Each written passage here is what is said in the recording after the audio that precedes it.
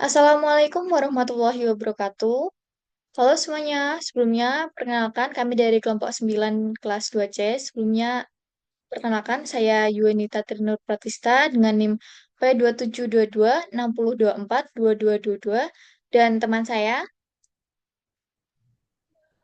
Saya Ulfi Salihah dengan NIM P272260242221.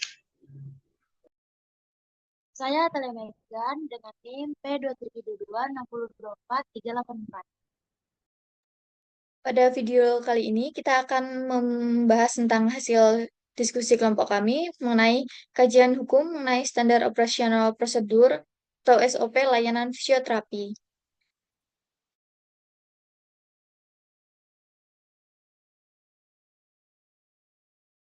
Baik, untuk yang pertama akan dijelaskan oleh rekan saya, Atalia Megan. Selanjutnya, kualitas layanan fisioterapi sangat bergantung pada pelaksanaan SOP yang tepat. Pemerintah mengatur pelayanan kesehatan melalui berbasis regulasi termasuk SOP. SOP penting untuk menjamin mutu, layanan, keamanan pasien, dan akuntabilitas profesional. Next.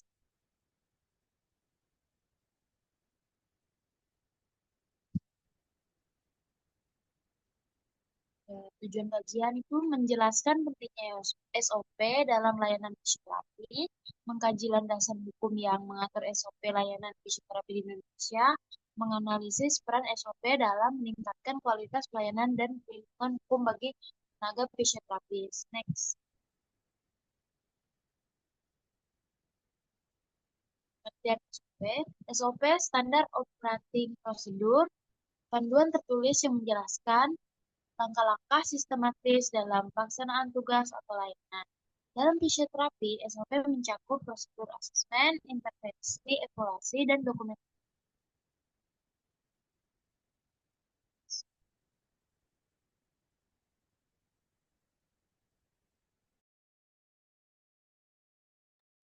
Oke, yang selanjutnya ada struktur dan isi layanan fisioterapi. Yang pertama ada prosedur pengkajian pasien yang bertujuan untuk identifikasi masalah dan diagnosis fisioterapi. Langkah-langkahnya yang pertama ada anamnesis, yang kedua ada pemeriksaan fisik, baik neuro maupun muskulo. Yang ketiga ada penilaian fungsional, dan yang keempat ada alat ukur objektif. Yang selanjutnya ada rencana intervensi dan terapi. Intervensi dan terapi dilakukan sesuai dengan komponen yang telah ditetapkan sebelumnya. Komponennya yaitu yang pertama ada tujuan terapi, yang kedua ada jenis intervensi, dan yang ketiga ada frekuensi dan durasi. Yang terakhir ada evaluasi berkala. Yang selanjutnya itu ada pelaksanaan terapi. Pelaksanaan terapi tekniknya yaitu teknik yang akan dilakukan harus berdasarkan dengan rencana dan bukti ilmiah yang telah didapatkan saat pengkajian.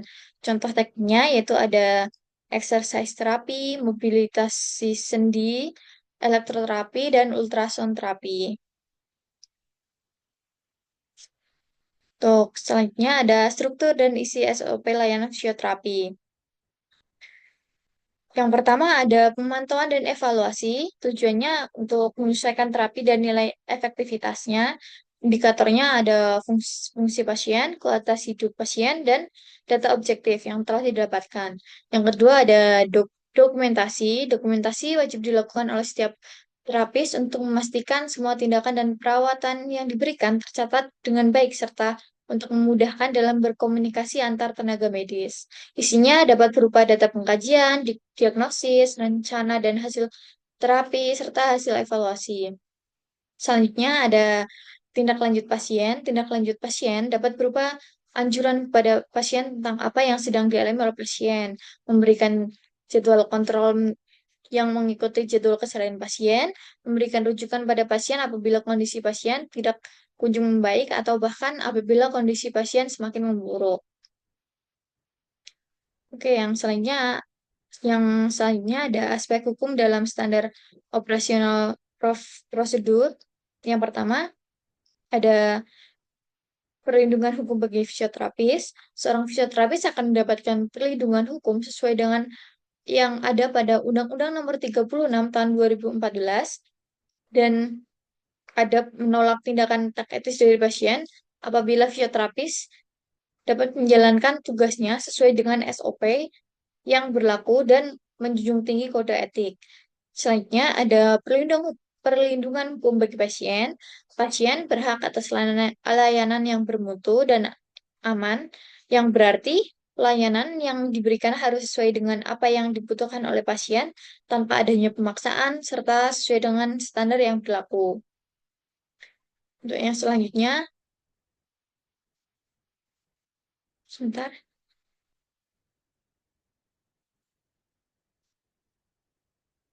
Yang selanjutnya itu ada tanggung jawab dan implikasi hukum. Fisioterapis harus bertanggung jawab penuh dalam proses pelayanan. Apabila melanggar SOP yang berlaku, maka akan mendapatkan beberapa sanksi, yakni salah satunya ada teguran, sanksi profesi, tuntutan hukum, dan pencabutan izin. Selanjutnya, peran fisioterapis dalam SOP. Penyusunan dan penerapan SOP. Seorang fisioterapis perlu memahami SOP yang berlaku dan menerapkan saat melakukan pelayanan. Seorang fisioterapis juga dapat ikut menyusun serta memperbarui SOP sesuai dengan perkembangan ilmu. Selanjutnya ada pela- pelatu- pelatihan dan sertifikasi. Seorang fisioterapis juga wajib mengikuti pelatihan berkala untuk meningkatkan skill dan pelayanan yang dimiliki, serta tidak tertinggal teknologi. Sertifikasi juga wajib dimiliki apabila ingin membuka praktek mandiri sebagai jaminan kompetensi. Etika dan profesionalisme. Seorang fisioterapis harus menjunjung tinggi nilai etik dan profesionalisme. Nilai dasarnya itu integritas, kejujuran, kepedulian, dan kerjasama. Selanjutnya, ada tentang hukum dalam pelaksanaan SOP fisioterapi yang akan dibawakan oleh teman saya.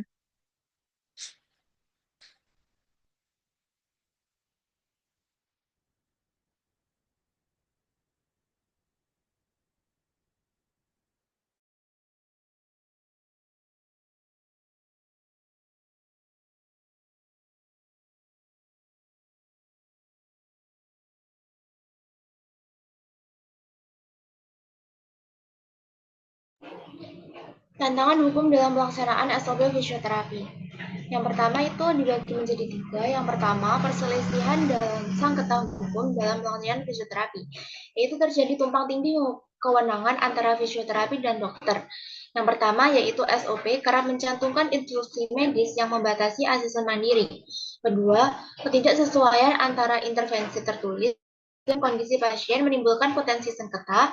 Tiga, lemahnya perlindungan hukum terhadap fisioterapis dalam praktik lapangan. Yang kedua yaitu ada tanggung jawab hukum dalam kasus malpraktik. Fisioterapis bertanggung jawab secara pidana, perdata, dan administratif. Yang pertama, malpraktik tindakan dilakukan profesional. Menkes nomor 80 tahun 2013 dan nomor 65 tahun 2015 optimal dalam perlindungan hukum. Dan yang ketiga, contoh kasus RS Royal Taruma luka bakar dan terapi dengan gugatan hukum. Selanjutnya, pengaruh teknologi terhadap layanan dan SOP. Teknologi atau Renboot 040 alat terapi digital, ubah pola kerja dan SOP fisioterapi. Yaitu yang pertama masalahnya, jaringan internet belum ada SOP digital yang baku. Yang kedua, risiko hukum, yaitu penggunaan alat tanpa dokumentasi legal dan SOP pendukung. Dan yang ketiga, yaitu solusi. Solusinya yaitu ada pelatihan, sosialisasi, pembaruan SOP, dan regulasi teknologi medis. Next.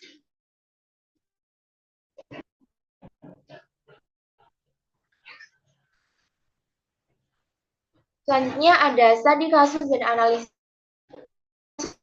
SOP fisioterapi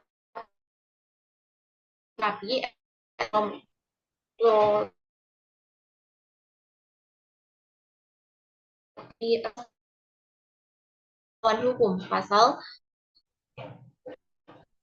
13 1365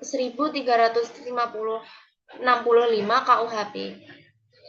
Masalahnya yaitu tidak ada dokumentasi risiko atau informed consent, yaitu pembelaannya fisioterapis klaim tindakan sesuai SOP, tapi tanpa bukti pendukung tertulis. Selanjutnya yaitu analisis hukum. Perdata, SOP dana dan administratif. Tindakan tanpa persetujuan tertulis SOP tidak diperbarui sesuai perkembangan teknologi, dan institusi layanan bisa turut bertanggung jawab secara hukum. Selanjutnya yaitu ada solusi hukum dan rekomendasi. Revisi SOP yaitu harus diperbaharui sesuai teknologi dan risiko. Informed consent-nya yaitu wajib dokumentasi tertulis sebelum tindakan. Pelatihan hukum dan etika yaitu untuk peningkatan kesadaran yuridis fisioterapis. Dan yang terakhir yaitu ada asuransi profesi dan perlindungan hukum, yaitu untuk mengurangi risiko tuntutan. Next. Kesimpulan yaitu temuan hukum. Penerapan SOP fisioterapi belum optimal. Dilema antara instruksi medis versus penilaian profesional. 3. Ketidaksesuaian regulasi memicu konflik hukum. 4. Teknologi menurut SOP yang fleksibel. Dan 5. Pendekatan hukum harus edukatif dan humanis. Baik, selanjutnya saya kembalikan ke moderator. Oke, sekian presentasi dari kami. Terima kasih telah menonton video kami sampai akhir. Wassalamualaikum warahmatullahi wabarakatuh.